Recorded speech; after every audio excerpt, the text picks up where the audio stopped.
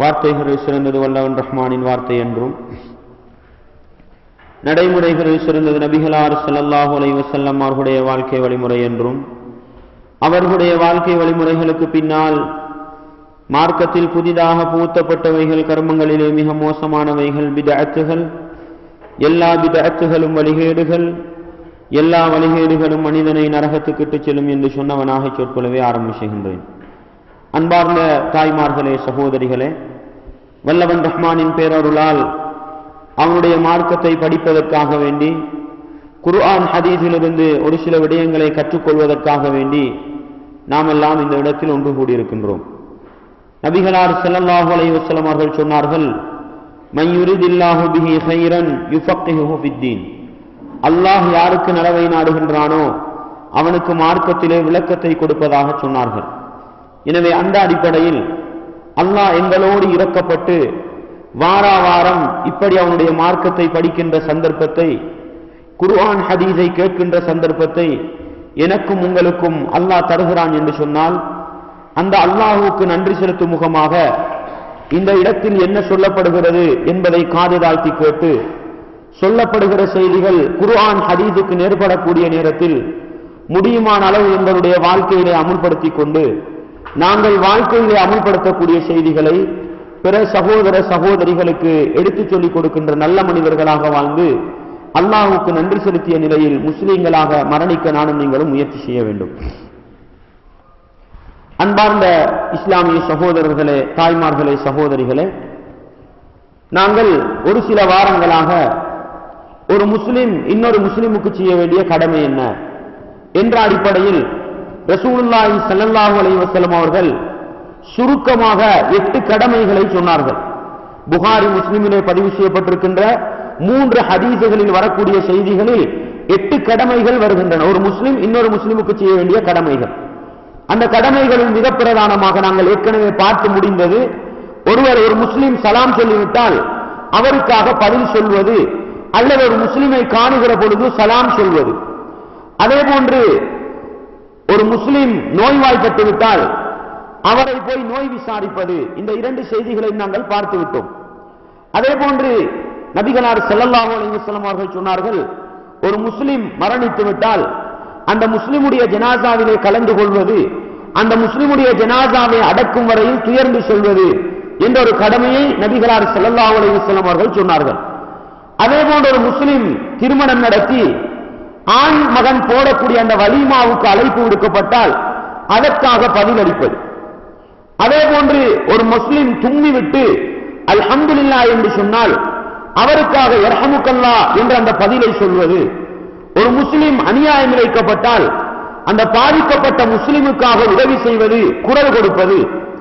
அதே போன்று ஒரு முஸ்லிம் ஒரு விடயத்துக்காக வேண்டி சத்தியம் செய்துவிட்டால் அவனுடைய சத்தியத்தை ஏற்றுக்கொள்வது. ஒரு முஸ்லிம் எனக்கு ஏதாவது அறிவுரை செய்யுங்கள் என்று கேட்டால் அவருக்கு நல்ல அறிவுரைகளை செய்வது என்ற இந்த 8 அம்சங்களையும் என்ன செய்கிறார்கள்? நபிகளார் ஸல்லல்லாஹு அலைஹி வஸல்லம் அவர்கள் எங்களுக்கு சொல்கிறார்கள். இது புகாரி, முஸ்லிம் போன்ற ஹதீஸ் கிதாபுகளில் பதிவு செய்யப்பட்டிருக்கின்றது. அந்த அடிப்படையில் இந்த ஹதீஸ்களில் வரக்கூடிய 3வது ஒரு கடமையாகத்தான் ஒரு முஸ்லிம் மரணித்து விட்டால் அந்த முஸ்லிமுடைய ஜனாசாவுக்கு சென்று கலந்து கொள்வது, அந்த ஜனாசாவை அடக்கும் வரையில் அந்த ஜனாசாவை பின்தொடர்ந்து செல்வது என்ற ஒரு கடமையை நபிகளார் ஸல்லல்லாஹு அலைஹி வஸல்லம் சொல்லித் தருகிறார். இந்த கடமையை பொறுத்தவரையில் ஏன் இப்படி ஒரு கடமை வர வேண்டும்? நாங்கள் சென்ற அந்த உரையிலே பார்த்தோம், ஒரு முஸ்லிமை நோய் விசாரிப்பதினூடாக எங்களுக்கு கிடைக்கின்ற பாக்கியம் என்ன? அந்த அடிப்படையில் நாங்கள் பார்த்தோம், உலகத்தில் ஏற்படக்கூடிய மிக முக்கியமான ஒரு நன்மைதான் எங்களுடைய வாழ்க்கையில் மாற்றம் ஏற்படுவதற்கு அது காரணமாக இருக்கும். ஒரு நோயாளியை போய் நோய் விசாரிப்பதினூடாக அல்லாஹ் அந்த நோயாளிக்கு கொடுத்திருக்கிற நிஅமத்துக்கள் இன்றைக்கு மறைந்து போயிருக்கின்றன. நாளைக்கு நாங்களும் நோயாளியாகிவிட்டால் எங்களுக்கும் இதுதான் நிலைமை என்று அல்லாஹ் எங்களுக்குள் வைத்திருக்கிற அந்த நிஅமத்துக்களை, இன்பங்களை கண்டு அல்லாஹ்வுக்கு நன்றி செலுத்துகிற மனிதர்களாக மாற முடியும் என்பதை பார்த்தோம். அதே போன்றுதான் இந்த ஜனாசாவுடைய கடமையை பொறுத்தவரை நாங்கள் சுருக்கமாக விளங்க வேண்டியது, ஜனாசாவுக்கு மிக பிரதானமாக 4 கடமைகளை சொல்வார்கள். அந்த ஜனாசாவை குளிப்பாட்டி அதற்கு கஃனிட்டு அதற்கு தொழுகை நடத்தி அந்த ஜனாசாவை அடக்கம் செய்வது. இந்த 4 கடமையும் ஒரு முஸ்லிம் என்ற அடிப்படையில் ஒரு முஸ்லிமுக்கு செய்ய வேண்டிய கடமை இருக்கிறது. ஆனால் இந்த கடமையை பொறுத்தவரையில் அது ஒரு தனி மனிதனுக்கு சொந்தமான கடமையா? ஒரு நாளைக்கு 5 நேரம் தொழணும், அப்படிதானே? 5 நேரம் தொழுவது என்பது ஒவ்வொரு முஸ்லிமுக்கும் உள்ள கடமை. அந்த கடமைக்கு நாங்கள் ஃபர்து ஐன் என்ற ஒரு வார்த்தையை சொல்லும். ஒவ்வொரு தனிநபரின் மீதும் கடமையாக்கூடியது. ஆனால் இந்த ஜனாஸாவுடைய கடமைகளை பொறுத்தவரையில் ஃபர்து ஐனாக வைக்காமல், குறிப்பிட்ட ஒவ்வொருவருக்கும் கடமை என்று வைக்காமல், முஸ்லிம் சமூகத்துக்குள்ள கடமையாக அதை வைத்திருக்கிறது இஸ்லாம். ஏன் இதை முஸ்லிம் சமூகத்துக்குள்ள கடமையாக ஃபர்து கிஃபாயா என்று சொல்லுவோம்? சமூகத்தில் இருக்கிற யாராவது ஒருத்தர் அந்த கடமையை செஞ்சுட்டால் எல்லாரும் கடமையும் போயிடும், நீங்கிரும். யாருமே செய்யலன்னா எல்லாரும் குற்றப்பிடிக்கப்படுவாங்க. அந்த கடமை பட்டியல்ல தான் இந்த ஜனாஸாவுடைய கடமைகள் வருது. ஏன் இஸ்லாம் அப்படி வைத்தது? சொல்லி இருக்கலாம், மகனை அடக்கம் செய்வது பெற்றோர்களுடைய கடமை என்று சொல்லி இருக்கலாம், அப்படித்தானே? பெற்றோரை அடக்குவது பிள்ளைகளின் கடமை என்று வைத்திருக்கலாம், அல்லது குடும்ப உறவுகளை அடக்குவது குடும்பத்தவர்களின் கடமை என்று வைத்திருக்கலாம். ஆனால் ஜனாஸாவுடைய கடமை இஸ்லாம் அப்படி வைக்கவில்லை.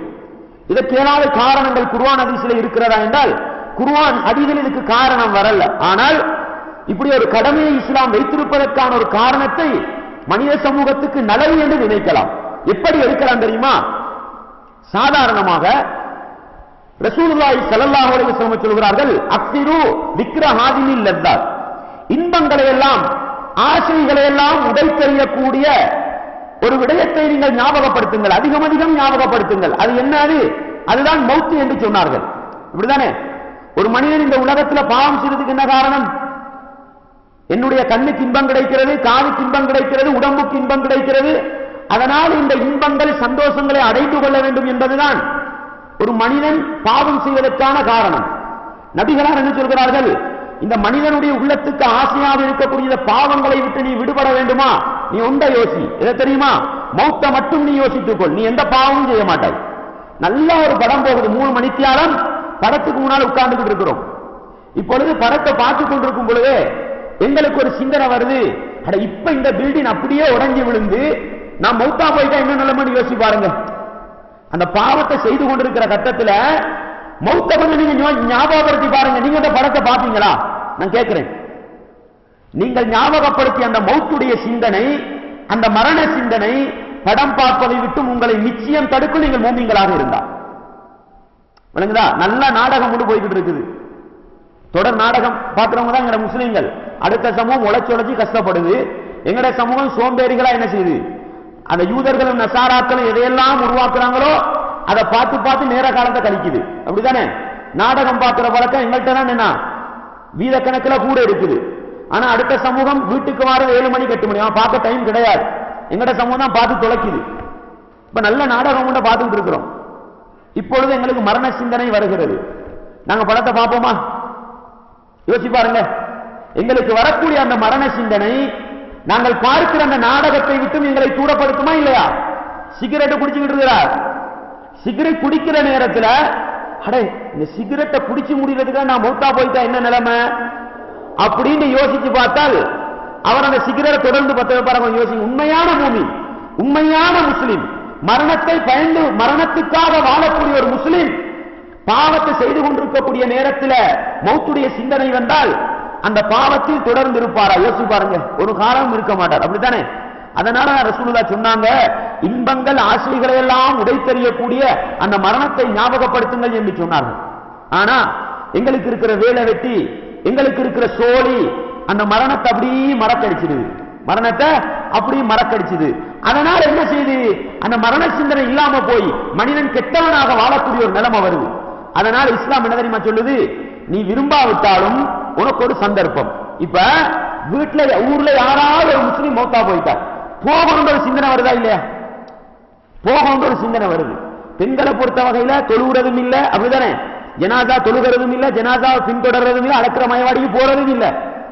ஆனாலும் நாங்க போய் மையத்து வீட்டுக்கு போய் பார்த்துட்டு வரோமா இல்லையா? ஏன் இஸ்லாமுக்கு ஒரு வளமையை வச்சது? என்ன காரணம்? இப்படி மரண சிந்தனை அப்படியே உலகத்துல அப்படி உலக சிந்தனையில போய்கொண்டிருக்கிற பொழுது ஒரு மையத்து வீட்டுக்கு போறோம். நம்ம என்னதான் கதைச்சாலும் கடைசி முடிவு இப்படித்தானே ஒரு யோசனை வரதா இல்லையா? இன்றைக்கு நான் நல்ல ஆரோக்கியமா இருக்கிறேனே, நாளைக்கு நானும் இப்படித்தானே இருப்பேனே, யோசனை வருதா இல்லையா? ஒரு காலம் இருந்தது மௌத்துல செய்தி கேள்விப்படுறது மிச்சம் குறவு, அப்படித்தானே? மௌத்துல செய்தி கேள்விப்படுறது மிச்சம் குறவு. ஆனா இன்றைக்கு என்ன நிலைமை? ஒவ்வொரு நாளும் மரண செய்திகள் கேள்விப்பட்டுக்கிட்டு தான் இருக்குது. நான் சும்மா உங்களுக்கு ஒரு படிப்பினுக்கு ஒரு செய்தியை சொல்றேன். போன திங்கக்கிழமை ஒரு மையத்து. என்ன மையத்துன்னு நினைக்கிறீங்க? யாருக்காவது கேள்விப்படிச்சோ தெரியாது. புத்தளத்துக்கு சொந்தமான ஒரு மையத்து. எப்படின்னு சொன்னால், கணவர் டீச்சிங் வேலை செய்யறாரு, திஹாரில வீடு எடுத்திருக்கிறார். மனைவி டீச்சிங் வேலை அவ புத்தள பகுதியில் புத்தளத்துல வீடு எடுத்திருக்கிறார். ஒரு 7-8 வயசு பொம்பளை பிள்ளை உண்டு. அந்த புள்ள சொல்லுது நான் வாப்பாவோட இருக்கணும் உண்டு. வாப்பா வச்சுக்கிட்டு இருக்கிறார். அப்ப உமாவும் தேவை, பிள்ளைக்கு வாப்பாவும் தேவை. ஆனா வாப்பாவோட இறக்கம் கூட வாப்பாவோட இருக்கிறேன்னு உமா புத்தளத்தில் இருக்கிறார். வாப்பாவோட முடிவுக்கு வராரு, இந்த வருஷம் எப்படியாவது என் வைஃபுக்கு என்ன செய்யணும், டிரான்ஸ்பர் எடுத்து கொழும்புக்கோ திஹாரிக்கோ கொண்டு வரணும். அவர் என்ன செய்யறார், ரெடியாகி இந்த வருஷம் ஆரம்பிச்சதோட அவர் இந்த வருஷத்துக்குள்ள முழு லீவையும் எடுக்கிறார். 46 நாள் இருக்குதான லீவ். அவ்வளவு நாள் லீவையும் எடுத்து மனைவியுடைய அந்த இடமாற்றத்துக்காக வேண்டி கடுமையான முயற்சி பண்ணி எல்லாம் சரி புத்தளத்திலிருந்து கொழும்புக்கு கொண்டாச்சு. கொழும்புக்கு கொண்டு கொழும்புல வீடு ஒன்றையும் எடுத்து எல்லாம் செட்டாகி முடிஞ்சு வீட்டுக்கான புத்தளத்தில் உள்ள சாமான லொரிக்கு ஏற்றுறாங்க. லொரிக்கும் ஏற்றி முடிஞ்சு அந்த மனுஷன் சொல்றாரு, நெஞ்சு வலிக்கிற மாதிரி இருக்குது, தண்ணி கொஞ்சம் தாங்க. குடிச்சவர் சரி. பொம்பளை இதால இன்னும் சாமான் அரைக்க முடியல. அப்ப இந்த மரணம்ன்றது எங்க இருக்குது? அபூபக்கர் ரலியல்லாஹு அவர்களுக்கு காய்ச்சல் கடுமையாக ஒரு மதீனாவுக்கு போன புதுசுல காய்ச்சல் வந்தது, புகாரில் வருது, கடுமையான காய்ச்சல் வருமா. அந்த நேரத்தில் அவங்க சொல்ற வார்த்தை என்ன தெரியுமா? குல்லும்ரின் முஸப்பிஹுன் ஃபீ அஹ்லிஹி வல் மௌத்து அத்னா மின் ஷிராத்தி நஅலிஹி என்று சொல்வார்களாம். ஒவ்வொரு மனிதனும் காலை நேரத்தை வீட்டில் அடைகிறான். ஆனா மௌத்து என்பது செருப்பின் வாரை விட ஒரு மனிதனுக்கு நெருக்கமாக இருக்குன்னு ஒரு கவிதை படிப்பாங்களாம். எவ்வளவு அர்த்தம் புரிஞ்ச ஒரு கவிதை பாருங்க. செருப்புடவாறு காலுக்கு எவ்வளவு தூரம், காலுண்டா செருப்புடவாறு, செருப்புண்டா காலிடவாறு, அப்படித்தானே? அதை விடவும் மௌத்து நெருக்கமா இருக்குது. எப்படி மரண சிந்தனை பாருங்க. காய்ச்சல் வருது, மௌத்தை ஞாபகப்படுத்துறாங்க. விளங்குதா? எனவே இஸ்லாம் இந்த மரண சிந்தனையை வைத்திருப்பது எதற்கு சொன்னா, உன்னால விட முடியாத ஒரு பாவம் விட வேண்டுமா, நீ மௌத்தை ஞாபகப்படுத்து. பாவத்தை விடுறது கஷ்டமா இருக்காது. விளங்குதா உங்களுக்கு? எனவே மனிதன் மறந்து இருக்கக்கூடிய இந்த மரணத்தை இடைக்கிடையே ஞாபகப்படுத்துவதற்காகத்தான் இப்படி ஒரு கடமை. ஒரு முஸ்லிம் மௌத்தா போய் நீ போய் பார்த்துட்டு வா, போய் கலந்துட்டு வா, இப்படி ஒரு கடமையை வச்சிருக்கு. இதே கடமைய புள்ள மௌத்தா போனா உம்மா வாப்பாட கடமை வைங்களேன். எனக்கு ஒரு புள்ள அந்த புள்ள மௌத்தா போனா நான் அடக்கி முடிச்சிருவேன். அதுக்கு பிறகு மரண சிந்தனை வாரத்துக்கு வாய்ப்பு இருக்குதா? இல்ல. உம்மா வாப்பாவை அடக்கிறது புள்ளையோட கடமை வச்சிருந்தா எல்லாருக்கும் ஒரு உம்மா ஒரு வாப்பா 2 பேர் ஜனாலா தான் கலந்துக்கணும். அதுக்கு பிறகு அதுவும் அவங்களுக்கு முந்தி நாம மௌத்தா போய் தான் மரண சிந்தனை வாரத்துக்கே வாய்ப்பு இல்லை. அப்படித்தானே? அப்ப இதை கொஞ்சம் யோசனை எவ்வளவு விசாலமா இஸ்லாம் வச்சிருக்குன்னு பாருங்க. அதை பொது கடமையாக்கி எந்த முஸ்லிம் மௌத்தா போனாலும் நீ அதுல போயிட்டு வா, உனக்கு ஒரு மாற்றம் வரும். ஆனா இவங்களுக்கு மாற்றம் வாரது இல்லை. ஏன்னு சொல்லுங்க பார்ப்போம்.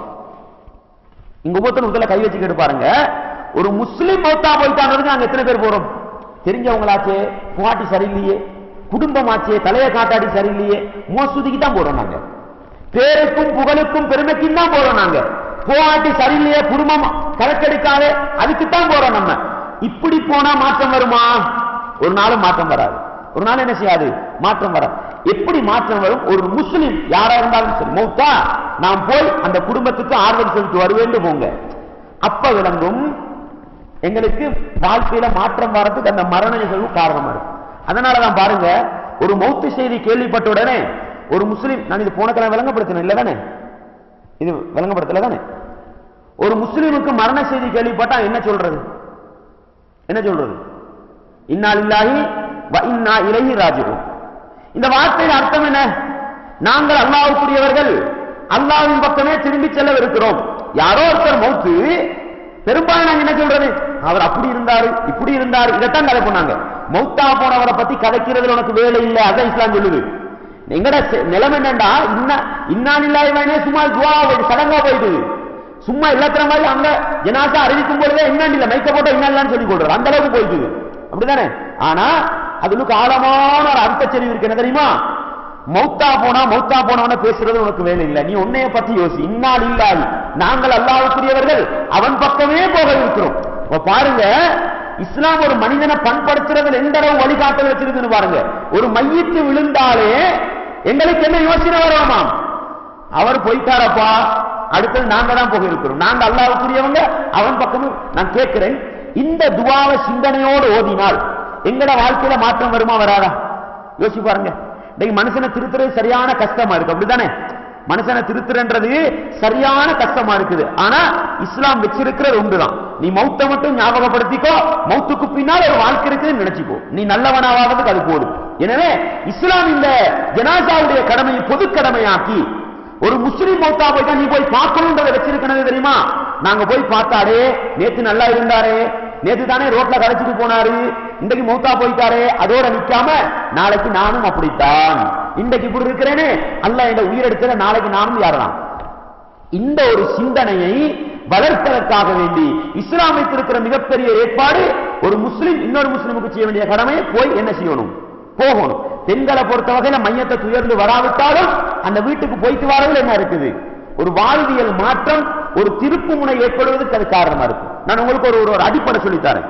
நீங்க உங்களால விட முடியாத ஒரு பாவத்தை செஞ்சுக்கிட்டு இருக்கிறீங்களா, உங்களால விட முடியாத ஒரு தவறை செஞ்சுக்கிட்டு இருக்கிறீங்களா, அது விடுபடணுமா, நீங்க நல்ல ஒரு பொம்பளையா மாறணுமா, நீங்க ஒன்ற முடிவெடுங்க, நான் நாளைக்கு மௌத்தா போகலாம், அடுத்த நிமிஷம் நான் மௌத்தா போகலாம் என்ற அந்த மரண சிந்தனையை மட்டும் வச்சுக்கோங்க.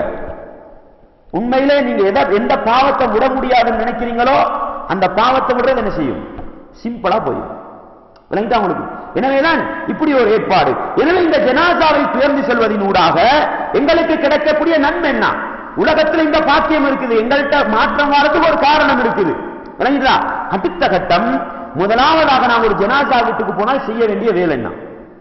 சில நேரம் ஒரு மையத்து விழுகிற நேரத்தில் நாங்க என்ன செய்யலாம், அந்த மையத்தோட இருக்கலாம், அப்படித்தானே? இருந்தா நாங்க முதலாவது செய்ய வேண்டிய வேலை அவரோட கண்ணுக்குத்தானே, கண்ணை கசக்கி பொத்தி விடுவோம்.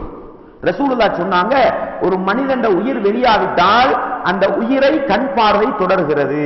நீங்க மையத்து போற நேரம், உயிர் போற நேரத்தில் இருந்தா உங்களுக்கு விளங்கும், கண் அப்படி ஃபுல்லா துறப்பட்டிருக்கும். அதே நிலைமையில நீங்க கசக்கி மூடலன்னா கண்ணா அதுக்கு போற மூடைய சூடு ஆறிட்டு சொன்னா அதுக்கு போற மூடையதா போயிடும். பாக்குறவங்களுக்கு என்ன வரும், நான் இப்படி பார்க்கும் பொழுதுதான் என் கண் புருவ நடுவில் இருக்கும், அப்படித்தானே? நான் என்ன சுயநிலையில போயிட்டா கண் புருவம் மேல போயிடும். அப்ப பாக்குறதுக்கு என்ன செய்யும், ஒரு பயங்கரமான ஒரு தோற்றம் இருக்கும். எனவே ரசூலுல்லாஹ் அபூ ஸலமா ரலியல்லாஹு அன்ஹு அவங்களோட மையத்துக்கு போன நேரம் ரசூலுல்லாஹ் முதலாவது செஞ்சாங்க, கண்ணை கசக்கி மூடி விட்டாங்க. பக்கத்துல அதை செய்யணும். அடுத்து அல்லாஹும் மக்ஃபிர் லி சொல்லி அவரோட பேரை சொல்லி, உதாரணமா அபூ ஸலமா ரசூலுல்லாஹ் கேட்டாங்க தானே, அல்லாஹும் மக்ஃபிர் லி அபீ ஸலமா, அல்லாஹும் மக்ஃபிர் லி அப்துல் காதர், அல்லாஹும் மக்ஃபிர் லி ஃபாத்திமா, அப்படி சொல்லி வர்ஃபா தரஜதஹு ஃபில் மஹ்தியின் வ அக்லிஃபு ஃபி அக்பிஹி ஃபில் காபிரின் ஒரு துஆ என்ன செஞ்சாங்க, ரசூலுல்லாஹ் ஓதினாங்க. நீங்க மையத்து வீட்டுக்கு போனா அப்படியே சுத்தி வருவீங்க, மையத்தை தவாபு செய்யறதல்ல. நம்ம போய் மையத்தை பார்க்கிறோம்னா நமக்கு மரண சிந்தனை வரணும், ரெண்டாவது அவருக்கும் அவரோட குடும்பத்துக்கும் என்ன செய்யணும், துஆ செய்யணும். எனவே இப்படி ஒரு துஆவை ரசூலுல்லாஹ் காட்டி தந்தாங்க. அல்லாஹும் மக்ஃபிர் லீந்து போட்டு யார் மௌத்தோ அவரோட பேரை சொல்லி என்ன, உதாரணமா என் பேர் முர்ஷித் வைங்களேன், அல்லாஹும் மக்ஃபிர் லி முர்ஷித் வர்ஃபா தரஜதஹு ஃபில் மஹ்தியின் வ அக்லிஃபு ஃபி அக்பிஹி ஃபில் காபிரின் என்ற துஆவை ரசூலுல்லாஹ் காட்டி தந்தாங்க. அந்த துஆவை ஓதி போட்டு அதே நேரம் அவங்களோட கை கால்கள் அப்படி இடத்தை விட்டு அகன்று போயிருந்தால் அவங்களோட கை காலம் என்ன செய்யணும், நாங்க பக்கத்தில் இருந்தால் அதை கொஞ்சம் சூடு காட்டி அதை அதில் இடத்துல வைக்கணும். சில நேரம் இரவையில மௌத்தா போயிருப்பாரு, அவர் மௌத்தா போகல காலம் அப்படி தூக்கிப்பட்டு இருந்துச்சுன்னா நீங்க அதை நேர்படுத்தாது கவன் செய்யலாம் போயிடும். எனவே கொஞ்சம் சூடு காட்டி, நீங்க சும்மா இதாக்கினீங்க உடஞ்சிரும் காட்டாசுது, விளங்குதா? நீங்க கொஞ்சம் சூடு காட்டி அந்த காலை வைக்க வேண்டிய இடத்துல வைக்கணும், கையை வைக்க வேண்டிய இடத்துல. சில ஆட்கள் கையை தக்பீர் கட்டி வைக்கிறாங்க, விளங்குதா? ரசூலுல்லாஹி ஸல்லல்லாஹு அலைஹி வஸல்லம் அவங்க இடதுக்கு மேல வலது வைக்கிறது எதுக்கு மட்டும் தான் காட்டி தந்தாங்க, தொழுகைக்கு மட்டும்தான் காட்டி தந்தாங்க. இடதுக்கு மேல வலது வைக்கிறது, விளங்குதா? இதை தக்பீர் கட்டுறன்ற ஒரு கலாச்சாரமாகி போட்டாங்க. தக்பீர் கட்டுறது, தக்பீர் கட்டுறதுன்னு ஒரு சொல்ல என்ன இல்ல, அரபுல இல்ல. தக்பீர் கட்டுதல் இல்ல, கப்பர தக்பீர் சொன்னான்.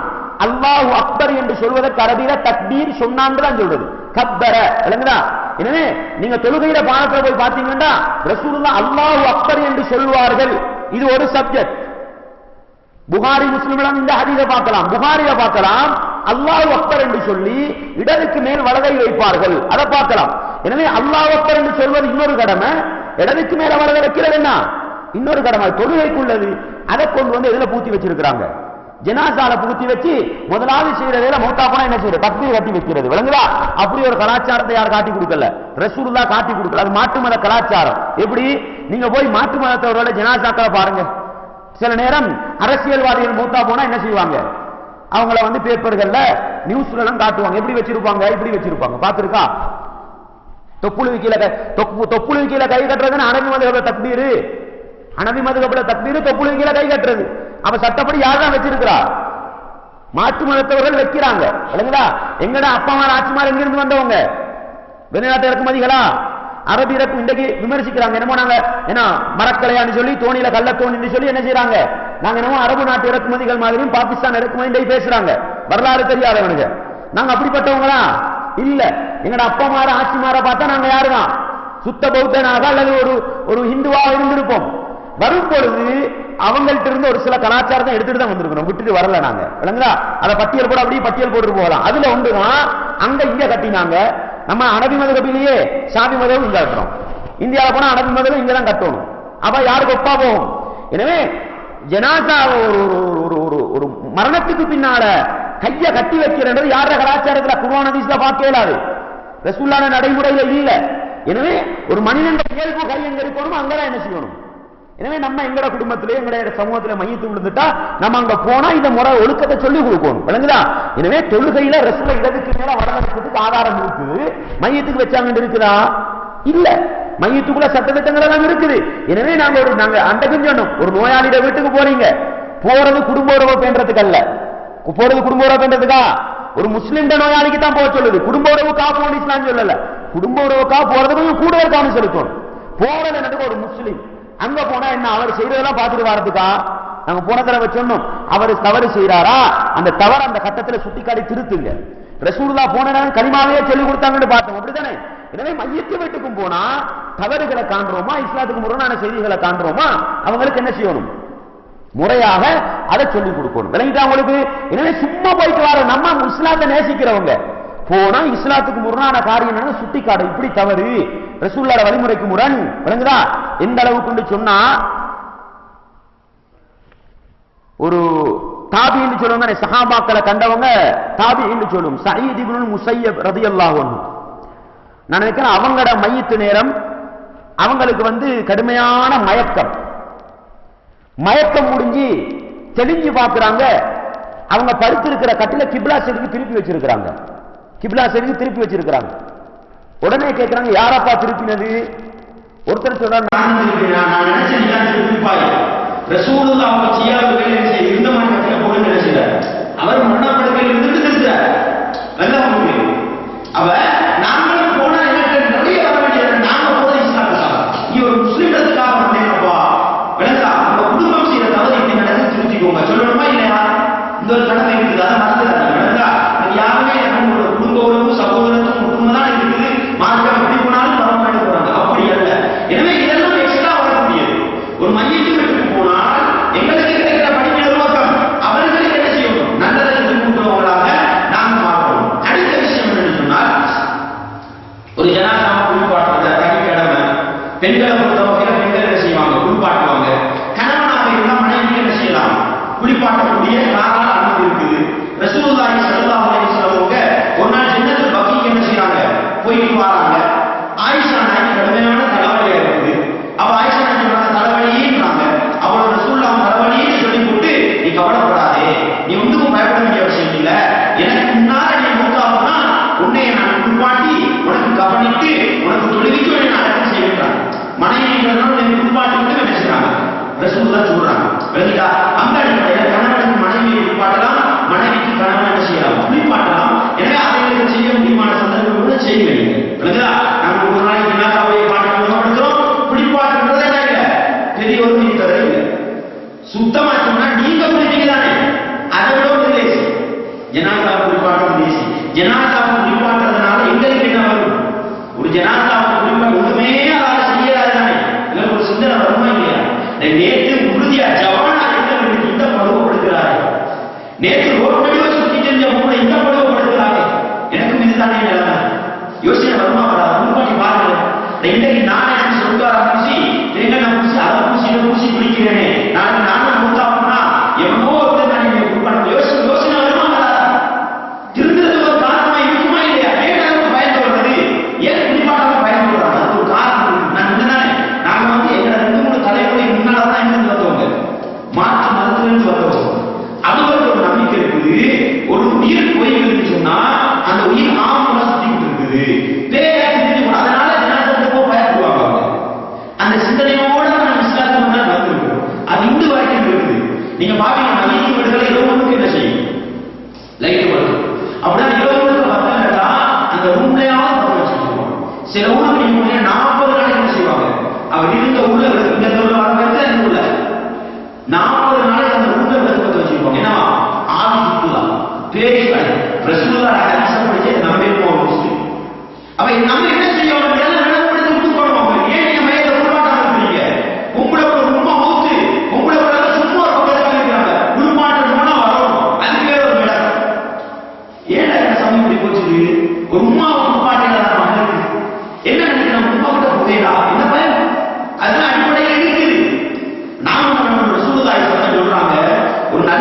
மனிதர் மௌத்தா போயிட்டால் சுவனத்திலிருந்து வாசனை திரவியங்களோட வந்த கபனோடு வந்த மலக்குமார்கள் அந்த உயிர் எடுத்த அந்த கபன்ல சுத்தி வானத்தை நோக்கி எடுத்துக்கொண்டு போய் வானத்தின் கதவுகள் திறக்கப்பட்டு இல்லி என்ற இடத்துல பேர் பதியப்பட்ட பிறகு திருப்பியும் கேள்வி கணக்குக்காக என்ன செய்யப்படுது? அந்த உயிர் கபருக்கு செலுத்தப்படுது. கேள்வி கணக்கு முடிஞ்ச பிறகு அவர் கேட்ட கேள்விக்கு சரியா பதில் சொன்ன பிறகு அவருக்கு சொல்லப்படுமா, நீ புது மாப்பிள்ள தூங்குற மாதிரி தூங்கு. அவர் கேட்பாராம், யா அல்லாஹ் எனக்கு கிடைச்ச இந்த சந்தோஷமான நிகழ்வை என் குடும்பத்துக்கு சொல்லிட்டு வரதுக்கு ஒரு அவகாசம் தாண்டி கேட்பாராம். அவருக்கு சொல்லப்படுமா? இல்லை, நீ ஒரு புதுமாப்புள்ள தூங்குற மாதிரி தூங்குன்னு சொல்லப்படுமா? இது வரைக்கும் கியாமத்தில் எழுப்பப்படும் வரைக்கும் தூங்குன்னு சொல்லப்படுமா? நல்லடியாக உயிர் உலகத்துக்கு வரையிலுமா? அப்ப இந்த ஹதீஸ் பொய்யாகும். அப்படித்தானே? கெட்டவராக இருந்தா அதாவுடைய மலக்குமார்கள் நரகத்திலிருந்து கபனையும் துர்நாற்றம் வீசுகிற ஒரு பொருளை எடுத்துக்கொண்டு வந்து அவன் கெட்ட உயிரெடுத்து சுத்தி வானத்தை நோக்கி எடுத்துட்டு போவாங்களாம். வானத்துல கதவு திறக்கப்படாதான். உடனே எடுத்து பூமியில அடிப்பாங்களாம். 7 பூமிக்கு கீழாக இருக்கக்கூடிய சிஜ்ஜின் இடத்துல பேர் பதியப்பட்ட பிறகு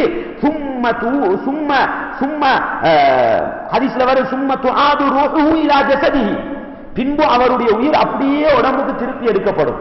விசாரணை அவர் பதில் சொல்ல மாட்டார். மலக்குமார்கள் இந்த 2 கண்புருவங்களுக்கும் இடையில பெரிய செலசால் அடிப்பாங்களாம். அவர் போடுற சத்தத்தை மனிதர்கள் ஜிங்களை தவிர மற்ற எல்லாரும் என்ன செய்யறாங்களாம், கேட்டுக்கொண்டிருக்காங்க. சொல்லி போட்டு மறுமை நாளிலே எழுப்பப்படும் வரைக்கும் கபர்ல அவருக்கு தண்டனை கொடுக்கப்படும். அது எப்படி அந்த உயிர் மலக்குமார்கள் தப்பி வரும் யோசிச்சு பாருங்க. இப்படிதானே ரசூலுல்லாஹ் சொல்லக்கூடிய ஹதீஸ்ல தண்டிக்கப்படும் சொல்லுது. எப்படி அந்த உயிர் தப்பி உலகத்துக்கு வரலாம்? ஆனா எங்க சமூகம் இந்த ஹதீஸ்களை படிக்காம ஜனாஸா கிட்ட போறதுக்கு பயம். ஏன் பயப்படுவது கேட்கிறேன். எனவே அதுக்கெல்லாம் பயப்பட நீங்க எதுக்கும் பயப்பட தேவையில்லை. உங்களை குளிப்பாட்டுறதை விட லேசி குளிப்பாடுற முறையை நீங்க என்ன செய்யுங்க, தனி ஒரு இடத்துக்கு படிச்சு கொள்ளலாம் இன்ஷா அல்லாஹ். எனவே நீங்க முடிவெடுங்க, ஜனாஸா எனக்கு மரண சிந்தனை வரணும், எனக்கு மௌத்துடைய சிந்தனை வந்து உலகத்துல நான் நல்ல ஒரு கும்பலையா வாழணும். எனவே நான் ஜனாஸாவை குளிப்பாட்ட முன்னுக்கு போறேன். இன்னும் ஒரு ஜனாஸாவை நீங்க குளிப்பாட்டி பாருங்களேன்.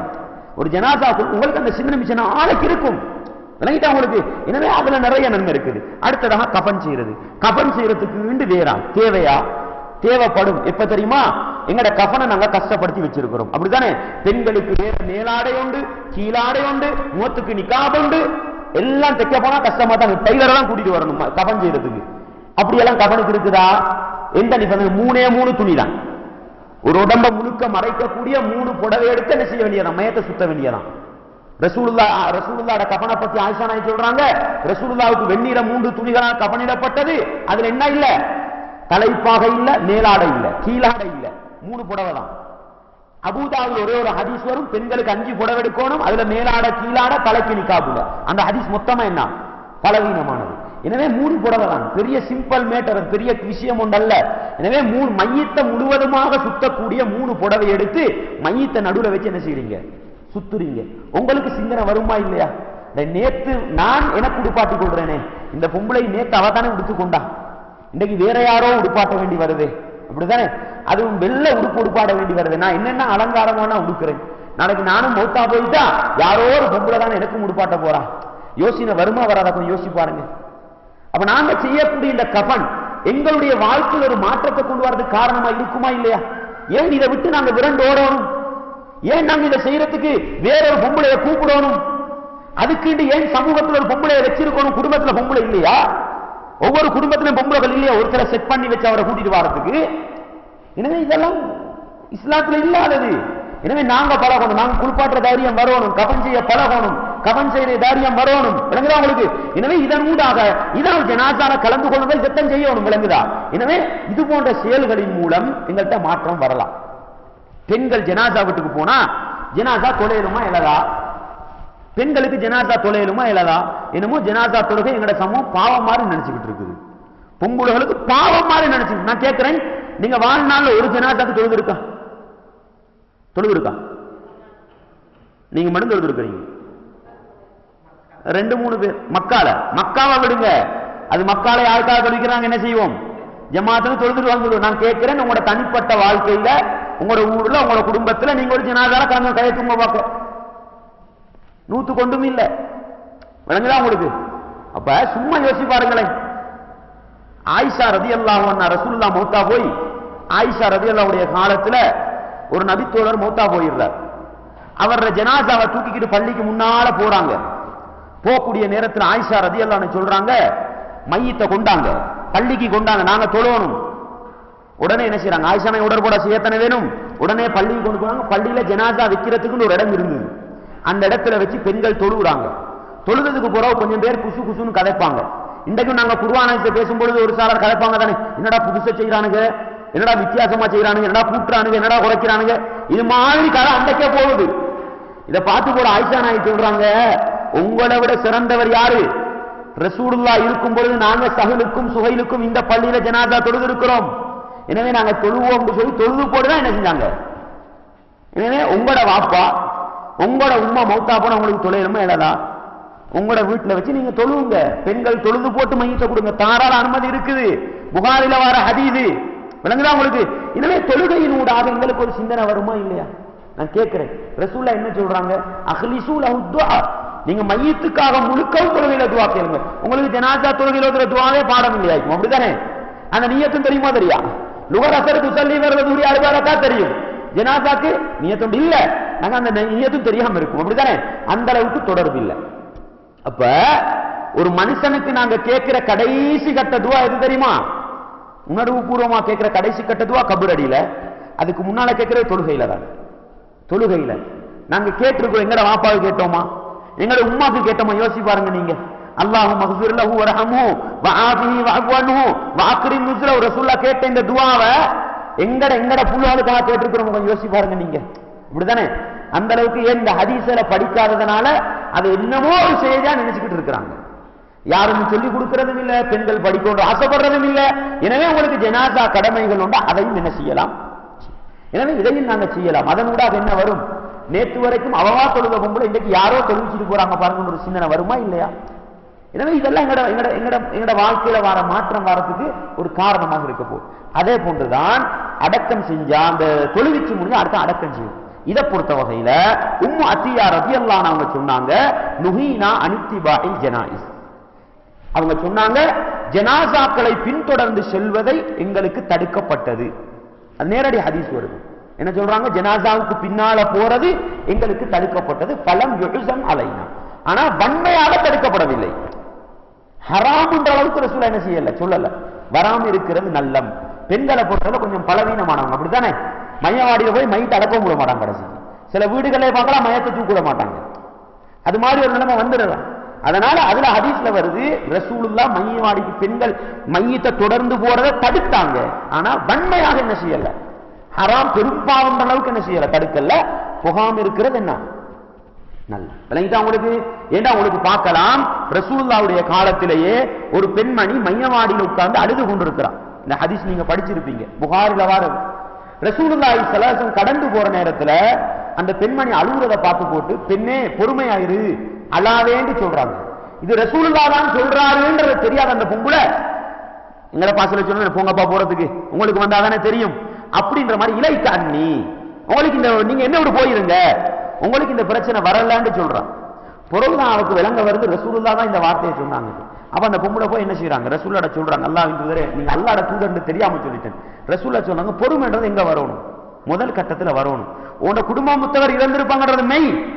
ஆனா அப்ப யாரு சொல்றா, புத்திமதியா சொல்றோம் பார்த்துட்டு அந்த அட்வைஸ பண்றாங்க ரசூலுல்லாஹ். இப்ப பொம்பளை மயவாடிக்கு போய் இருக்கிறாவா இல்லையா, அந்த இடத்துல ரசூலுல்லாஹ் ஹராம். ஆனா போகாம இருக்கிறது என்ன நல்லன்ற அடிப்படை ரசூலுல்லாஹ். எனவே மையத்தை பின்தொடர்ந்து செல்றதுக்கு பெண்களுக்கு என்ன இல்லை, வெளிப்படையான நேரடி அனுமதியில தடை இருக்குதுன்றதை விளைவிக்கும். அது அல்லாம அடுத்த காரியங்கள் என்ன செய்யலாம், செய்யலாம்.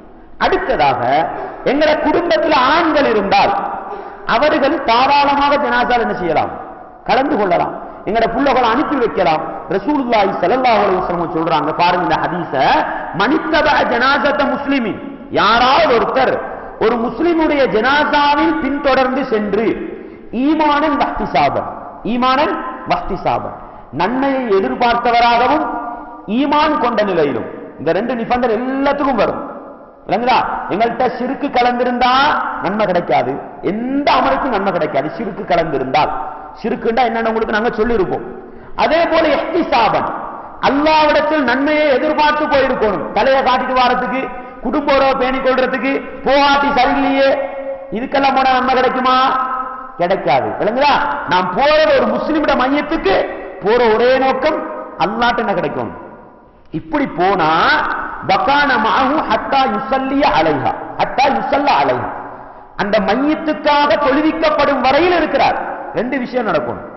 மையத்தோட இருந்து தொழுவிக்கப்படும் வரைக்கும் இருந்து இந்த அப்படியா, அதே போன்று அந்த ஜனாசாவை அடக்கம் செய்து முடிகிற வரைக்கும் இருந்தால் ரசூலுல்லாஹ் சொல்றாங்க, 2 கீராத் நன்மைகளோடு அவர் திரும்பி வாரார். ரசூல் என்ன சொல்றாங்க? ஒவ்வொரு கீராத்தும் எந்த அளவுக்கு விசாலமானது? குல்லு கீராத்தும் மிதுலு உஹத், ஒவ்வொரு கீராத்தும் உஹது மலையை போல. நீங்க மக்காவுக்கு போனா மதீனாக்கு போனா உஹது மலை போல பாக்கியம் கிடைச்சா போய் பாருங்க. உஹது மலை சாதாரணமா ஒரு விசாலமான ஒரு மலை. அந்த மலை அளவுக்கு 2 மலை நன்மை கிடைக்குமா யாருக்கு? ஜனாசாவோட தொழும் வரைக்கும் இருந்து அடக்கும் வரைக்கும் இருந்தால். அதே நேரத்தில் வமன் சல்லா அலைஹா, அதுக்கு தொழுது போட்டு சும்மா தொழுது போட்டு திரும்பி வைத்தார். அப்படி இருந்தால் அடக்கிறதுக்கு முன்னால் அவர் போனா அவர் ஒரு கீராத்து நன்மையோட வர, 2 அல்ல. விளங்குதா உங்களுக்கு? எனவே எங்களுக்கு தான் போகல, எங்கட புள்ளோகள் அனுப்பி வைக்கணுமா இல்லதா? எங்கட மாப்பிளமார் அனுப்பி வைக்கணுமா இல்லதா? நாங்க தூண்டுதல் பண்ணி அனுப்பி வச்சா அதுல அரவாசி நன்மை யாரும் கிடைக்கும். ரசூலுல்லாஹ் நாங்க மண்டல்ல அலா கைரி ஃபலஹு அஜ்ருஹு வ அஜ்ரு மன் அமில பிஹி என்றார்கள். ஒரு நலவான விஷயத்துக்கு யாராவது வழிகாட்டி கொடுத்தால் அவருக்கு அதுல நன்மையும் கிடைக்கும், அதை யாரெல்லாம் செஞ்சாங்களோ அவரோட நன்மையும் கிடைக்கும் தாங்க.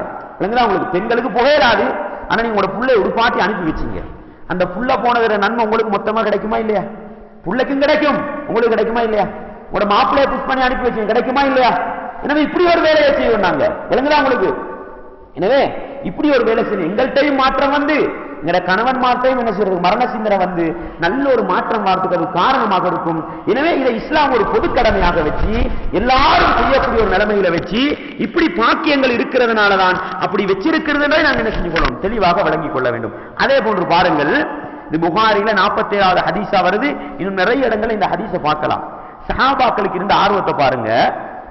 இப்னு உமர் ரலியல்லாஹு அன்ஹு அவர்கள்ட்ட அபூ ஹுரைரா ரலியல்லாஹு அன்ஹு வராங்க, வந்து சொல்றாங்க, நபிகளார் இந்த செய்தியை சொன்னதாக. இந்த செய்தி தொழுகை வரைக்கும் இருந்து அடக்கும் வரைக்கும் இருந்தால் 2 உகதுமல நன்மை கிடைக்கும் செய்திய இப்னு உமர் ரலியல்லாஹு அன்ஹு சொல்லி கொடுக்குறாங்க.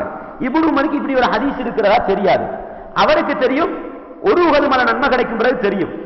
இப்ப இவங்க என்ன தெரியுமா செய்யறாங்க, இப்படி சொன்னதோட அவங்க சொல்றாங்க, அக்ஸரா அபூ ஹுரைரா, அபூ ஹுரைரா கொஞ்சம் கூட்டி சொல்ற மாதிரி விளங்குது அப்படின்னு சொல்லி போடு. உடனே ஒரு தோழரை பிடிச்சி ஆயிஷா நாய்க்கு அனுப்புறாங்க. ஆயிஷாவே நீங்க போய் அந்த தோழரை பிடிச்சி நீங்க போய் ஆயிஷாட்ட கேளுங்க, ஆயிஷாவே நபிகளார் இப்படி சொன்னாங்களா, அபூ ஹுரைரா சொல்றாருன்னு கேளுங்கன்னு கேட்டு அனுப்புறாங்க.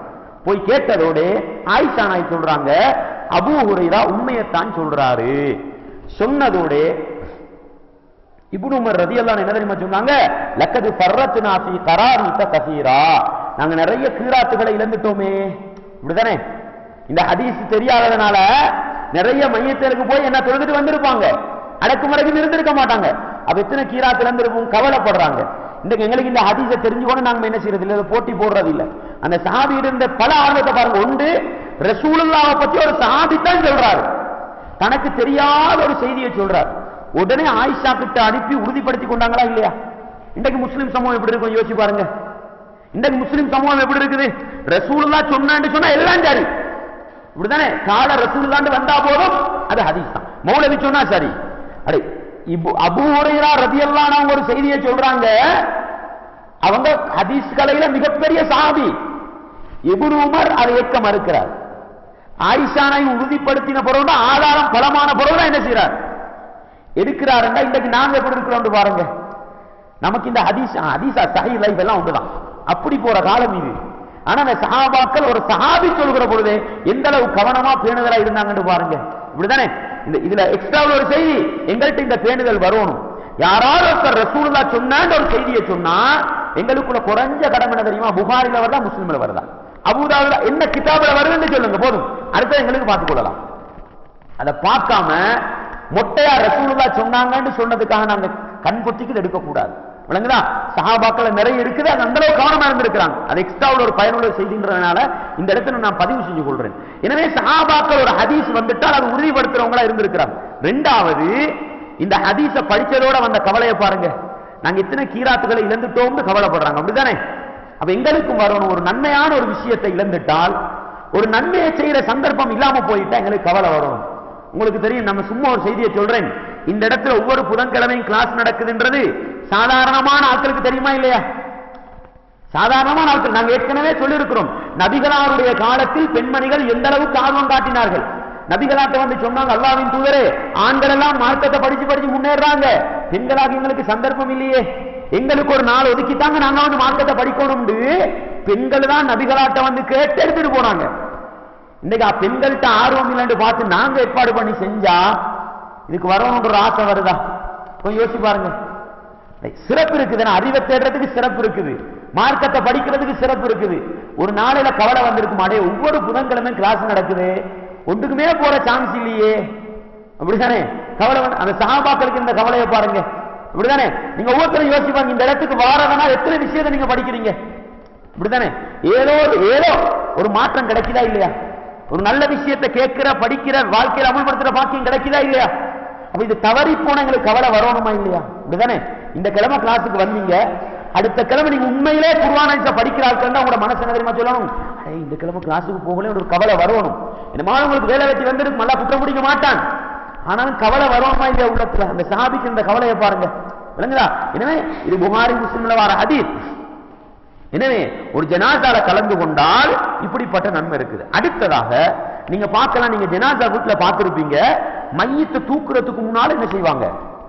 ஒரு கூட்டம் சுத்தி இருந்துட்டு குர்ஆன் ஓதும், பார்த்திருக்கிறீங்களா? இன்னொரு கூட்டம் திக்ரு செய்யும், பார்த்திருக்கிறீங்களா? இன்னொரு கூட்டம் துஆ செய்யும். இதை செய்யாம மையத்தை தூக்கிட மாட்டோம், அப்படித்தானே?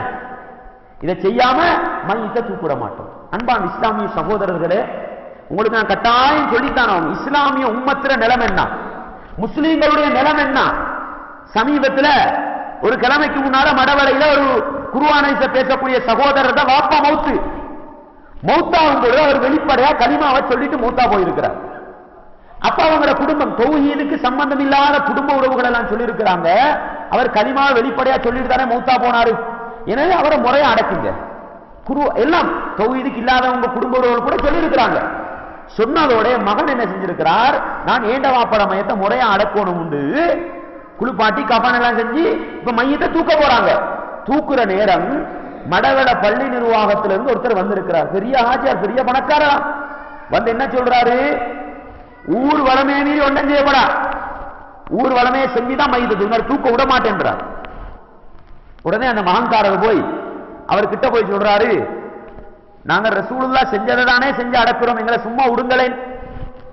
அதுக்கு அந்த பள்ளி நிர்வாகி சொன்ன வார்த்தை தெரியுமா, உன்ட ஹதீஸ் ஒரு பக்கம் போடும். அல்லாஹு அக்பர். எதுக்கு? உன்ட ஹதீஸ ஒரு பக்கம் போடுவைன்றார். அதுக்கு போற சொல்றாரு, வாவே பள்ளிக்கு நான் பார்த்துக் கொள்றேன். யாரு? முஸ்லிம். ஆச்சரியமா இருக்குது. இந்த ஒரு பௌத்த நாட்டில் இருந்துகிட்டு எங்களுக்கு ஒரு பள்ளி கட்ட விடமாட்டான்னு சொன்னா, ஹலால் சர்டிபிகேட் தர அனுமதி தரமாட்டோம் சொன்னா எங்க ரத்தம் கொதிக்குது. பெரும்பான்மை அந்த சமூகம், அப்படித்தானே? அதே நேரத்தில் முஸ்லீம்களுக்கு நாங்க இப்படித்தான் மையத்தை அடப்போம் சொன்னா, இல்ல நாங்க இடம் தர மாட்டோம்னா ரெண்டுக்கும் என்ன வித்தியாசம் கேட்கிறேன். அந்த பேரினவாதிகளுக்கும் இஸ்லாத்துக்கு பேரினவாதிகளா இருக்கிறாங்களே அவங்களுக்கு என்ன வித்தியாசம் இருக்குதுன்னு கேட்கிறேன்.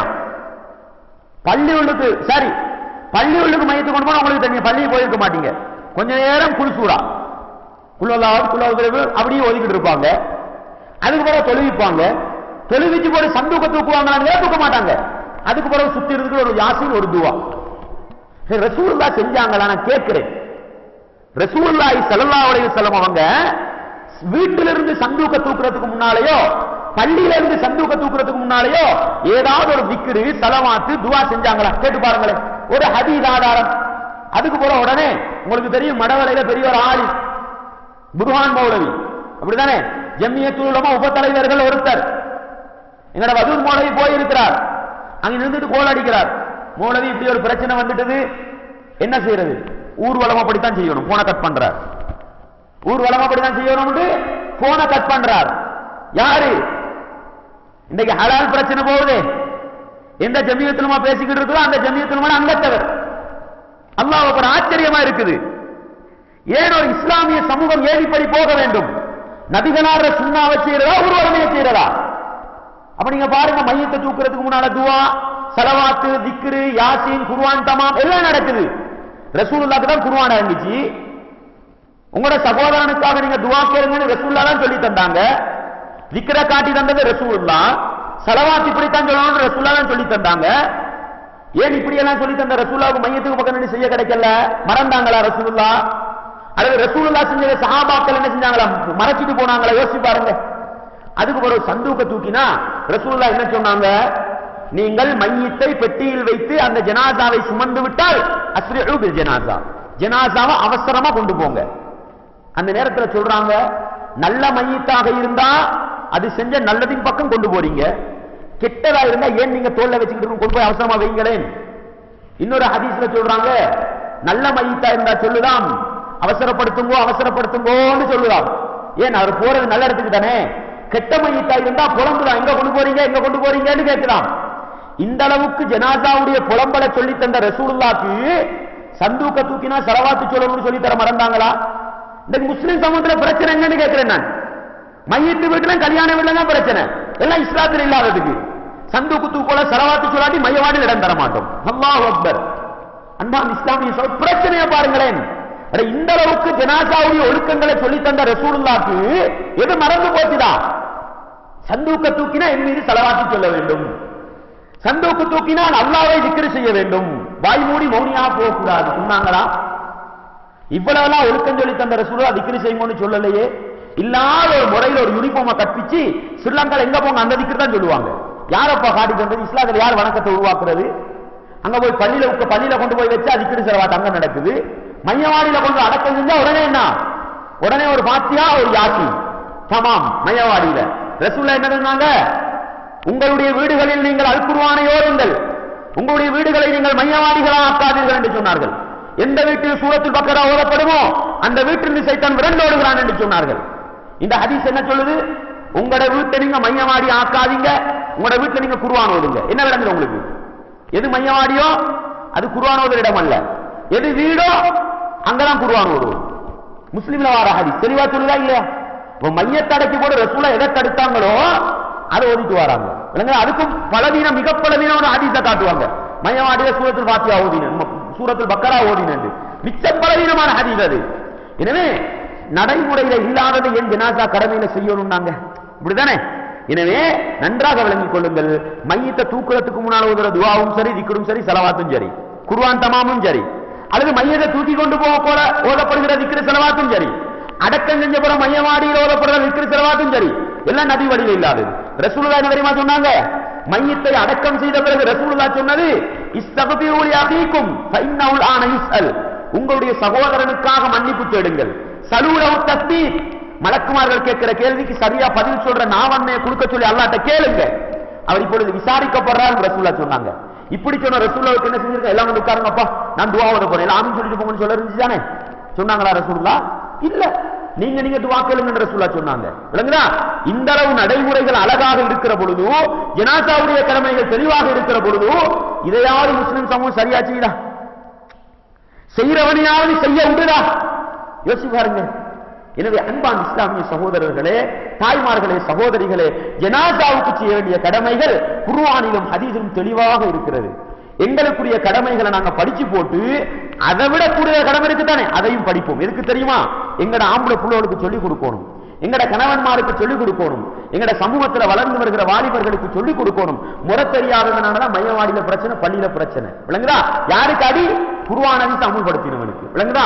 எனவே அன்பான் இஸ்லாமிய சகோதரர்களே, தாய்மார்களே, சகோதரிகளே, ஜனாசாவை பின்துயர்ந்து போறதுனால இவ்வளவு நிறைய நன்மைகள், பலவிதமான நன்மைகள் சேர்ந்திருக்குது. விளங்குதா? எங்களோட உலக வாழ்க்கையில மாற்றம், மறுமையில நன்மை. அதே போல நாங்க யாரை பார்க்க போறோம் அவங்களோட வீட்டாட்களுக்கு என்ன இது மலப்பலக. அடுத்ததாக நீங்க ஒரு ஜனாசா வீட்டுக்கு போனா செய்ய வேண்டிய வேலை என்ன தெரியுமா? சிலாக்கள் போவாங்க மையத்து வீட்டுக்குன்னா முசாஃபா செஞ்சுட்டு வர போறோம்.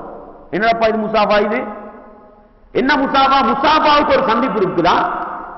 முசாஃபாவுக்கு ஒரு சந்திப்பு இல்ல, சந்திப்புக்கு தான் முசாஃபா. ரசூலுல்லாஹ் சொன்னார்கள், இதழ் தக்கா முஸ்லிமானி, இரண்டு முஸ்லீம்கள் சந்தித்து இரண்டு பேரும் கைகோர்த்து அவர்கள் முசாஃபா செய்து கொண்டால் அவர்களுடைய பாவம் மன்னிக்கப்படும். சந்திப்புக்கு தான் முசாஃபா, முசாஃபாவுக்காக என்ன அல்ல, ஒரு சந்திப்பு அல்ல. எனவே ஜனாசா வீட்டுக்கு போகணும். எதுக்கு தெரியுமா? முசாஃபா எல்லாம் போய் முசாஃபா தான் செஞ்சுட்டு வராங்க. மையத்தை மடக்கி போட்டு மையத்தோட குடும்பத்தை அப்படியே மையவாடில நீட்டதுக்கு வச்சு எல்லாம் முசாஃபா செஞ்சுட்டு வந்துடுறாங்க. அப்படி ஒரு கலாச்சாரத்தை ரசூலுல்லாஹ் காட்டி தரல. அப்படி ஒரு வழிமுறையை ரசூலுல்லாஹ் காட்டி தரல. மையவாடியில குடும்பத்தினர் அப்படி நிப்பாட்டி வச்சு முசாவா செய்யற முறைய விளங்குதா? அதற்கு மாறாக ரசூலுல்லாஹ் காட்டி தந்தது என்ன? தஅஸியா சொல்ல வேண்டும். மையத்தவர்கள் மையத்து விழுந்தவர்களை குடும்பத்தவர்களுக்கு ஆறுதல் சொல்ல வேண்டும். ரசூலுல்லாஹ் எப்படி ஆறுதல் சொன்னார்கள்? தந்த பேரக்குள்ள மௌத்தா போன நேரம் மகள் அனுப்புறா, பாப்பாவை கூட்டிட்டு வாங்க என்று. நபிகளார் போகல, சொல்லி அனுப்புறாங்க, போய் சொல்லுங்க, இன்னலில்லாஹி மா அகத் வலில்லாஹி மா அஅதா ஃபல் ஃபல் ஃபல் ஃபல் தஸ்பிர் வல் தஹ்தசி. அந்ததும் அல்லாஹ்வுக்கு, எடுத்ததும் அல்லாஹ்வுக்கு, பொறுமையாக இரு, நன்மையை நாடு என்று ரசூலுல்லாஹ் சொல்லி அனுப்பினாங்க. அப்ப நாங்க ஒரு மையத்து வீட்டுக்கு போனா சொல்ல வேண்டியது என்ன? அழுவாங்க, ஒப்பாரி வைப்பாங்க, அதெல்லாம் தடுக்கணும். நாங்க ஒப்பாரி வைக்க அழலாம், கண்ணில கண்ணீர் வரலாம், ஆனா வாயால வார்த்தைகள் வரக்கூடாது, கைகளால் அடிகள் விடக்கூடாது. ரசூலுல்லாஹ் லஅனத்து செஞ்சாங்க அப்படிப்பட்ட பெண்களுக்கு. அதெல்லாம் கண்டா சொல்லி கொடுத்து கூட என்ன சொல்லலாம்? கவலைப்படாதீங்க, அழாதீங்க, அல்லாஹ் தந்தது எடுத்துக்கொண்டான், நன்மை எதிர்பாருங்க, பொறுமையா இருங்க, அல்லாஹ்வுக்காக அவருடைய மறுமை விடுதலைக்கு துஆ செய்யுங்க. இது போன்ற வார்த்தைகளை சொல்லி ஆறுதல் சொல்லிவிட்டு வரக்கூடியவர்களாக என்ன செய்யணும்? நாங்க மாறணும். இது ஜனாசாவுடைய வீடுகளோடு நடந்து கொள்ளக்கூடிய ஒழுக்கங்கள். எனவே இந்த ஒழுக்கங்களை படிச்சு ஒரு முஸ்லிம் மூத்தா போயிட்டா என்ன செய்யுங்க? போய் கலந்துக்குங்க. அடுத்ததாக ஆண்கள் ஆண்களை பார்க்கிறது, பெண்கள் பெண்களை பார்க்கிறது தாராள அனுமதி. ஆண்களுக்கு ஆண்களை பார்க்கணுமா, பெண்களுக்கு பெண்களை பார்க்கணுமாண்டா உலக வாழ்க்கையில வாழும் பொழுது என்ன சட்டமோ அதுதான் சட்டம். உலக வாழ்க்கையில வாழும் பொழுது ஒரு பெண்ணை ஆசையோட பார்க்கலாமா? பார்க்க கூடாதுன்னு அங்கேயும் போய் பார்க்காதீங்க. ஒரு பெண் ஒரு ஆண்களை ஆசையோட பார்க்கலுமா? பார்க்கலாது. எனவே அப்படி பார்க்க வேண்டிய அவசியம் இல்லை. விளங்கிட்டா உங்களுக்கு? எனவே உங்களோட குடும்ப உறவுகளா, உங்களோட சகோதரர்களா, உங்களோட வாப்பாவா, உங்களோட கணவரா, உங்களோட புள்ளகளா, உங்களோட மருமகன்மாரா, திருமணம் முடிக்கிறதுக்கு தடை செய்யப்பட்ட மஹரமியத்தான் உறவுகளா போய் அழகா என்ன செய்யலாம்? மையத்தை பார்த்துட்டு வரலாம். அதெல்லாம் என்ன அல்ல, தடுக்கப்பட்டதல்ல. எனவே இது போன்ற ஒழுக்கங்களை விளங்கி எங்களுடைய ஜனாசா கடமைகளை செய்து கொண்டு ஒரு முஸ்லிமுடைய ஜனாசாவில் கலந்து கொண்டால் என்ன பரிபூரணமான நன்மைகள் கிடைக்குமோ அந்த நன்மைகளை உலகத்திலும் பெற்று மறுமையிலும் பெற்று எல்லாவற்றுக்கும் மேலாக அந்த மரண சிந்தனையை வளர்த்துக் கொண்டு நல்லவர்களாக வாழ்ந்து நல்லவர்களாக மரணிக்க நானும் நீங்கள் முயற்சி செய்வோம். வல்லவன் ரஹ்மான் எனக்கும் உங்களுக்கும் எல்லா ஈமானிய உறவுகளுக்கும் அந்த பாக்கியத்தை தரட்டும். வாஹிரு தஅவானா அல்ஹம்துலில்லாஹி ரப்பில் ஆலமீன்.